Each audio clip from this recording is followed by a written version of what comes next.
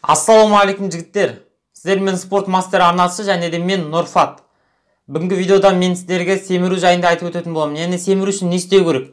Семіру үшін не жеу керек? Семірудің жолдарын айтып өтетін боламын. Яғни сен семіре алмасаң, денеңе май жинай алмасаң, бұл видео дәл саған арналған. Видеоны соңынан көріп, пайдалы кеңестерді өзіңе ұстан. Яғни бұл пайдалы кеңестер сіздер пайдаланып, салмақ қоса аласыздар, яғни семіре аласыздар. Бүгінгі видеода мен 4 маңызды кеңес айтып өтетін боламын. Денеге май жинау, яғни семірудің 4 маңызды кеңесін айтып өтетін боламын. Видеоны до конца көріп шық, өйткені бұл видео дәл саған арналған. Яғни сен семіре алмасаң, бұл видео дәл саған арналған. Астында поделиться деген кнопка бар, соны басып видеоны достарыңмен бөлісіп кет. Және астында подписать деген қызыл кнопка бар, мынандай. Подписать деген қызыл кнопка бар, соны басып кет. Және астында колокольчик бар. Мынандай колокольчик бар. Сол колокольчикті міндетті түрде басып кет. Ол колокольчик сіздер бассаңыздар, мен әрбір шыққан видеоны жібермей көріп отыратын боласыздар. Ал біз видеомызды бастайық.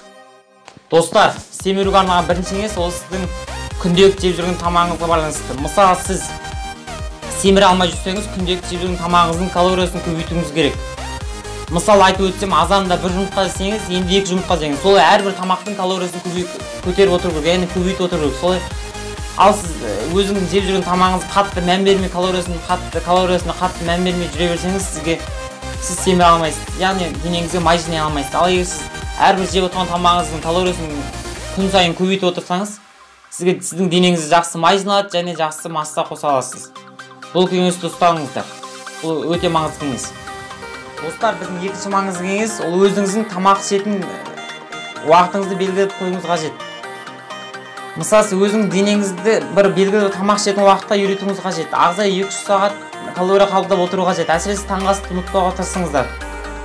Және де бір дәптерге жазып қойсаңыздар болады. Мен мынандай кезде тамақ ішемін, мынандай кезде тамақ ішпеймін деп. Осы кеңесті ұстанып сіздер денеңізге май жинай аласыздар, яғни семіре аласыздар. Достар, біздің үшінші маңызды кеңес ол жаттығудан кейінгі тамақ. Сіз жаттығу жасап болған соң міндетті түрде тамақ ішуіңіз керек. Жаттығудан кейінгі тамақ өте маңызды. Яғни сіз семірем десеңіз, жаттығудан кейінгі тамақты ұмытпауыңыз керек. Ал сіз жаттығудан кейінгі тамақты ішпей, жай бос жүре берсеңіз, су ішіп, семірем масса жинаймын деген ойыңызда да болмасын.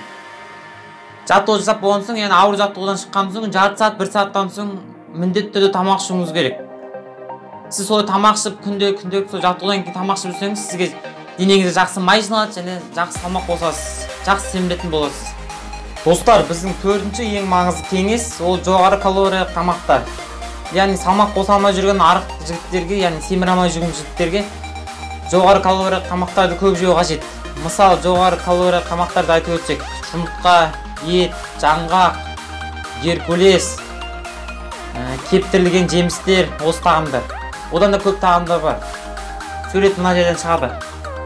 Бұл тағамдарды бағанамен бірінші кеңес, екінші кеңесті айтып өткенде өзіңізге күнделікті уақыт құрып аласыз.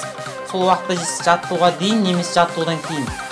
Осы кеңесті ұстанып, сіздер жақсы семіре аласыздар. Яғни денеңізде жақсы май жинай аласыздар. Жігіттер, осымен біздің видеомыз өз соңына жетті. Видео сіздерге ұнады деген ойдамын. Егер ұнап жатса, каналыма жазылып, лайкты басып, бұл видеоны достарыңызбен бөлісіп кетіңіздер. Бұл видео арғы адамдарға арналған видео, яғни семіре алмай жүрген адамдарға арналған видео. Мен бүгін видеода айтылған кеңестерді сіздер ұстанып, яғни қайталап семіре аласыздар және денеңізде артық май жинай аласыздар. Достар, егер де осы видео 300 лайк жиналса, мен келесі видеода артта оғынан кеңестерді айтамын. Сол үшін аямай лайктарыңызды басып кетіңіздер. Сосын мен мына жерде Instagram парақшам тұрады. Ол Instagram парақшаға жазып кетіңіздер.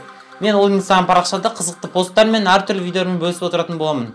Сіздермен болған мен әдеттегідей Нұрфат. Келесі видеода кездескенше сау болыңыздар.